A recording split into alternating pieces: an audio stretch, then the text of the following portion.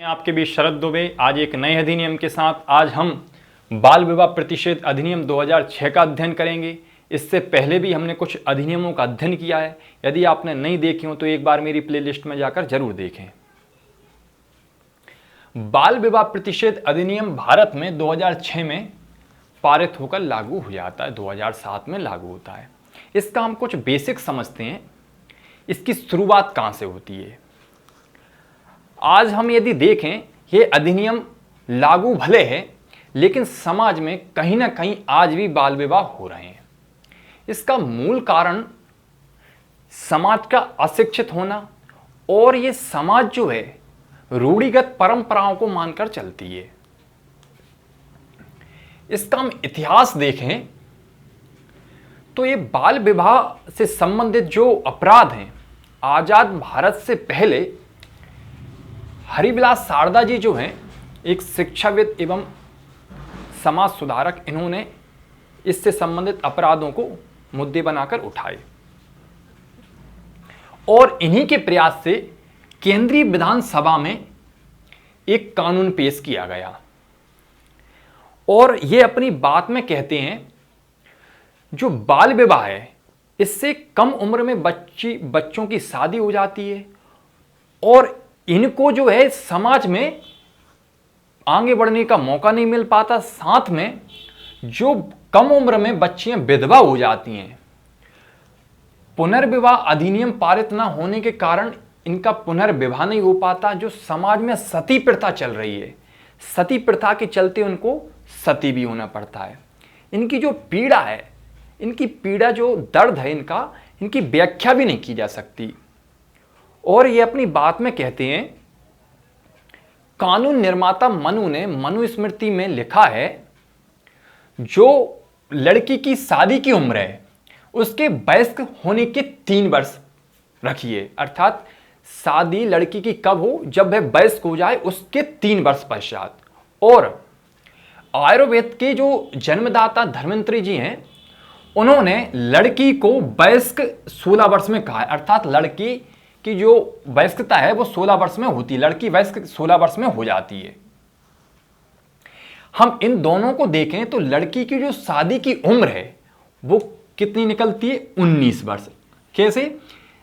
मनुस्मृति में उसके वयस्क होने के 3 वर्ष पश्चात, और धन्वंतरी जी बोलते हैं 16 वर्ष में लड़की वयस्क होती है, प्लस 3 कर दें तो ये 19 वर्ष हो जाती है।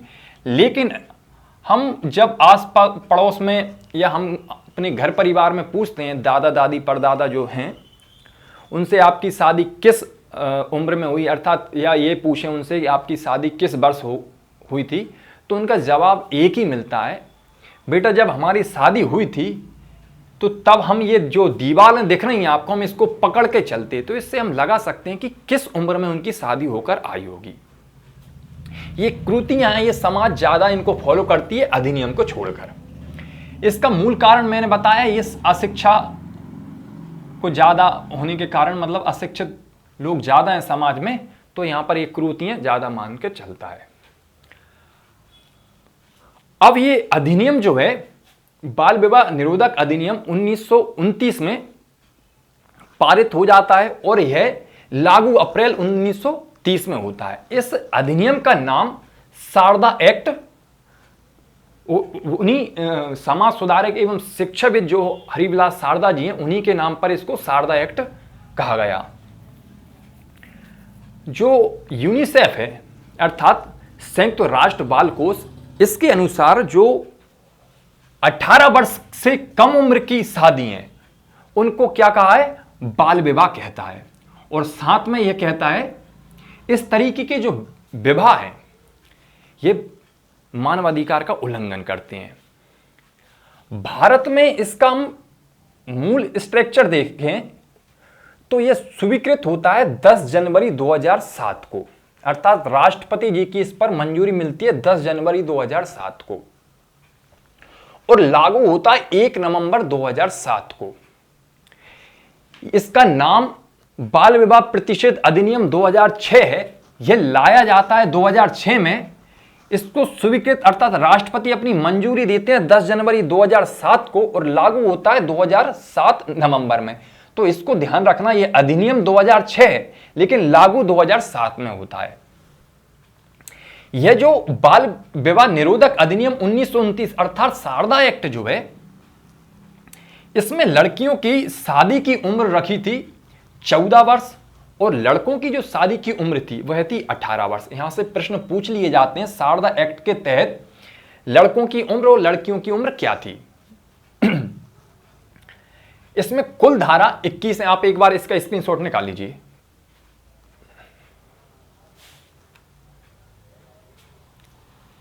इस एक्ट में कुल धारा 21 है। पहली धारा बोलती है नाम एवं विस्तार। नाम एवं विस्तार से मतलब है भारत एवं भारत से बाहर। भारत से बाहर भारत के नागरिक, भारत से बाहर भारत के नागरिक रह रहे हैं और वह यदि बाल विवाह करते हैं तो वह भी भारत के बाहर किसी देश में रह रहे हैं तो बाल विवाह प्रतिषेध अधिनियम 2006 के तहत अपराधी माने जाएंगे। लेकिन पांडिचेरी को छोड़कर यह लागू हो जाता है। जम्मू कश्मीर जब यह लागू हुआ था तब यह जम्मू कश्मीर में भी लागू नहीं होता था, लेकिन अब यह 31 अक्टूबर 2019 से जम्मू कश्मीर में भी लागू है, लेकिन पांडिचेरी को छोड़कर। पांडिचेरी में क्या है, जो स्थानीय प्रशासन है वहां की स्थानीय प्रशासन बाल विवाह प्रतिषेध से संबंधित कानून नहीं मानती। इसके संदर्भ में वहां की जो फ्रांसीसी कानून है उसको फॉलो करके चलती है। धारा 2 में परिभाषा को परिभाषित किया गया। इसमें बालक किसको कहा है, बालक पुरुष जो 21 वर्ष से कम आयु के हैं और महिला जो 18 वर्ष से कम आयु के हैं उनको बालक कहा गया है। बाल विवाह किसको कहते हैं, दोनों पक्षों में से कोई एक पक्ष बालक हो, या वो महिला हो या पुरुष हो, या दोनों पक्ष बालक हो, अर्थात 21 वर्ष से कम पुरुष और 18 वर्ष से कम महिला, उसको बालक कहेंगे अर्थात बाल विवाह कहेंगे।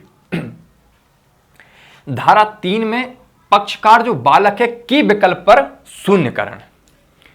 इसमें इसको समझें आप, पक्षकार जो बालक है दोनों पक्षों में से कोई एक पक्ष या दोनों पक्ष ऐसा याचिका लगाते हैं कि मेरा विवाह मतलब कम उम्र में अर्थात बाल विवाह हो रहा है, तो याचिका के तहत उनका विवाह जो है शून्य करार दिया जाएगा।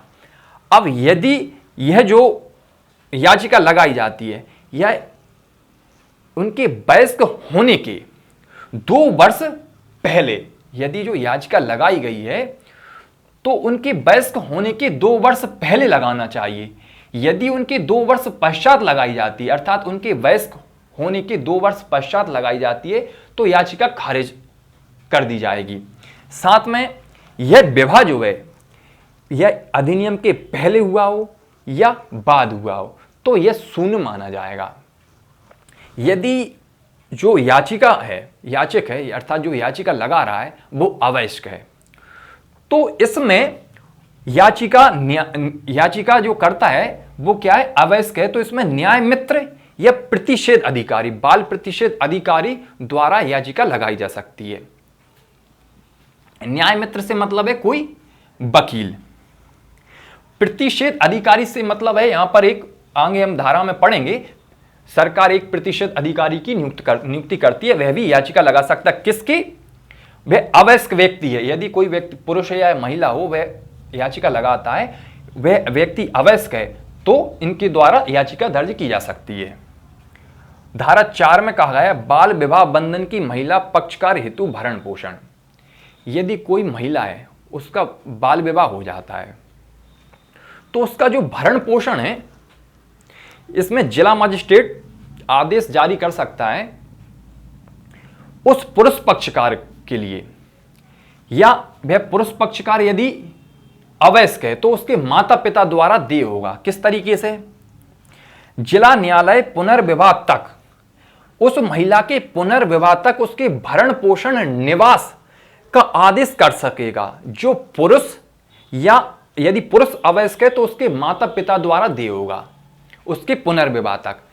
और इसमें यह भी कहा गया है यदि न्यायालय चाहे तो यह जो राशि है भरण पोषण निवास की या तो एक मुश्त में ले लेगी या मासिक रूप में भी दे हो सकता है।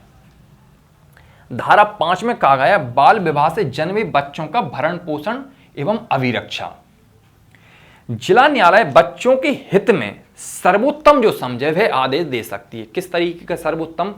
दोनों पक्षों में से कोई भी पक्ष हो, उसको ऐसा लगता है कि जो लड़की पक्ष है वह सक्षम है, उसको ऐसा लगता है कि जो पुरुष पक्ष है वह सक्षम है, तो इन दोनों में से किसी एक पक्ष को उस बच्चे का भरण पोषण एवं अभिरक्षा हेतु आदेश जारी कर सकता है। यदि उनमें से लड़की या लड़का, एक पक्ष में से लड़का, एक पक्ष दूसरे पक्ष में से लड़की अवयस्क हैं, तो उनके माता पिता द्वारा उस बच्चे का भरण पोषण किया जाएगा।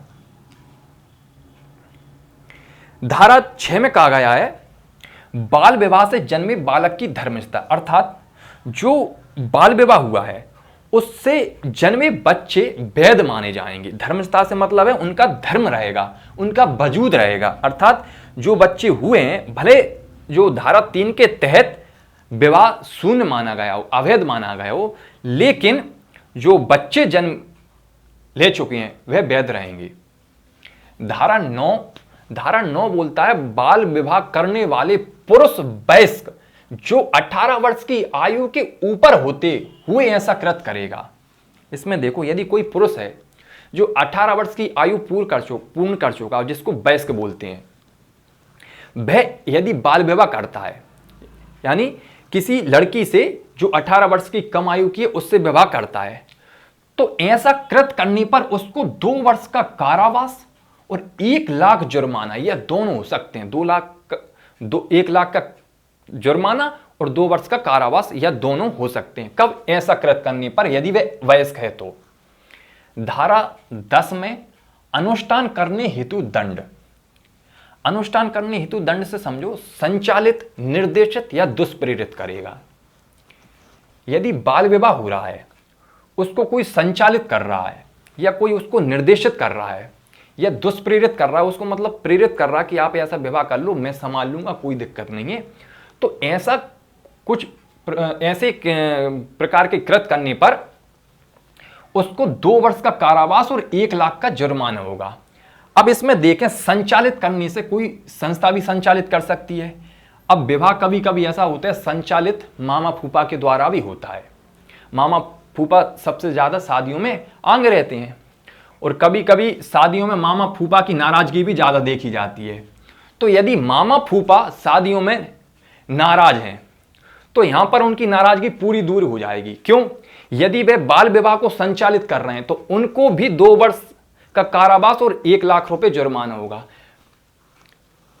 अब हम देखते हैं धारा 11। धारा 11 बोलता है बाल विवाह में उपस्थित ऐसा व्यक्ति जिसके संरक्षण में विवाह हो रहा है, चाहे वे माता पिता हो या ऐसा कोई सदस्य हो जो प्रोत्साहित करता है, अनुष्ठान की अनुमति देता है। अब यहां पर देखो, यदि कोई बाल विवाह हो रहा है और इसके तहत कोई संरक्षण दे रहा है उस विवाह के लिए, या अनुष्ठान की अनुमति दे रहा है, या ऐसा कोई सदस्य उसमें उपस्थित हो रहा है, तो उनको 2 वर्ष का सजा और 1 लाख रुपए का जुर्माना है। लेकिन इसमें ऐसा प्रावधान है कि महिला को कारावास नहीं होगी, उससे सिर्फ जुर्माना लिया जाएगा। यदि कोई बाराती गुलाब जामुन खाने के चक्कर में बारात में जाता है कोई व्यक्ति, तो वह भी व्यक्ति इसका दोषी रहेगा। क्यों? इसमें कहा गया है सदस्य, कोई भी सदस्य उसमें उपस्थित भी होता है ना, तो वह भी इसका दोषी रहेगा। गुलाब जामुन खाने के चक्कर में ऐसी बारात में मत चले जाना जहां पर बाल विवाह हो रहा हो। धारा 12 कतिपय कारण से अवयस्क विवाह शून्य। इसका मतलब समझो, कुछ ऐसे कारण हैं जहां पर किसी व्यक्ति का विवाह हो रहा है बाल विवाह, और उसको मतलब जबरन पकड़ के लाया जाता है, या उसकी मर्जी नहीं है मेरा विवाह किया जाए, लेकिन उसको जबरन पकड़ के लाया जा रहा है, या उसका क्रय विक्रय किया जा रहा है, तो इस प्रकार के कोई कृत हैं वह शून्य माने जाएंगे विवाह धारा 12 के तहत। धारा 13 में कहा गया है बाल विवाह को प्रतिषिद्ध करने वाला व्यादेश हेतु न्यायालय की शक्ति। अब यहां पर आप व्यादेश शब्द देखो, व्यादेश व्यादेश का मतलब होता है सम आदेश न्यायालय द्वारा, अर्थात एक विशेष आदेश जारी करना। न्यायालय बाल विवाह को प्रतिषिद्ध करने वाला एक ऐसा आदेश जारी कर सकता है। इसमें कुछ पॉइंट हैं, आप इनको नोट करो।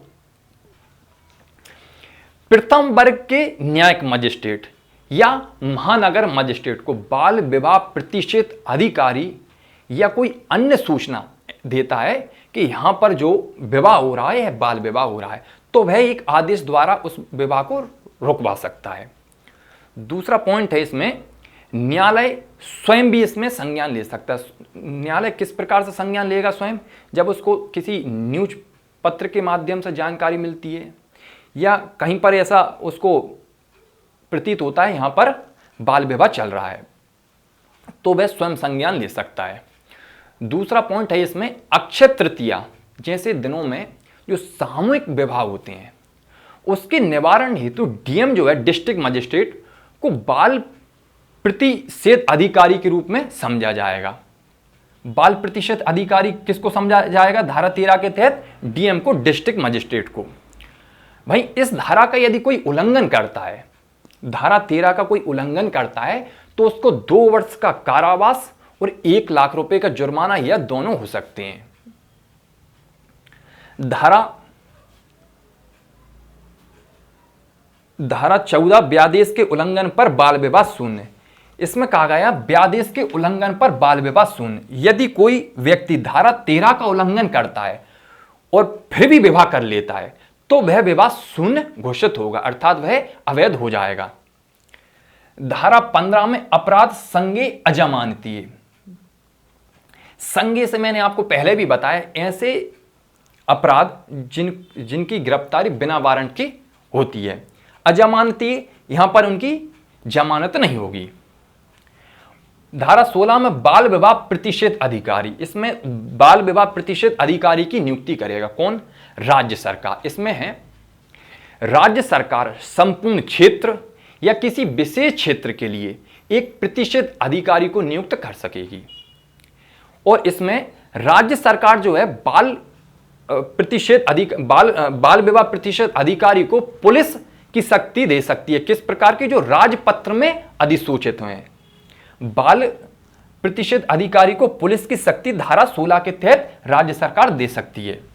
धारा 18 में सद्भावना पूर्वक की गई कार्रवाई से संरक्षण। इसको समझें, यदि कोई प्रतिषेध अधिकारी अर्थात बाल प्रतिषेध अधिकारी को ऐसा प्रतीत होता है कि यहां पर बाल विवाह हो रहा है और वह कार्रवाई कर देता है और दोनों पक्षों द्वारा यह साबित कर दिया जाता है कि यह विवाह जो है बाल विवाह नहीं हो रहा है, तो वे दोनों पक्ष किसी भी रूप में न्यायिक शरण नहीं ले सकते। इस अधिकारी के विरुद्ध न्यायिक शरण नहीं ले सकते। अर्थात इसमें सद्भावना पूर्वक कार्रवाई से संरक्षण का मतलब है जो बाल विवाह प्रतिषेध अधिकारी है उसको यहां पर संरक्षण दिया गया धारा 18 के तहत। धारा 19 राज्य सरकार नियम बना सकेगी। इसमें है राज्य सरकार के नियम बनाने की शक्ति धारा 19 में, और यह नियम इसमें कुछ संशोधन कर सकती है या इसमें कुछ जोड़ सकती है या इसमें कुछ घटा सकती है। यह नियम बनाने के यथाशीघ्र उसको अपनी विधानसभा के समक्ष रखना होगा। यह जो बाल विवाह प्रतिषेध अधिनियम 2006 है, यह अति महत्वपूर्ण है, समाज के लिए भी उतना ही एग्जाम के लिए भी। धन्यवाद। हम अगली बार एक नए अधिनियम के साथ फिर मिलेंगे।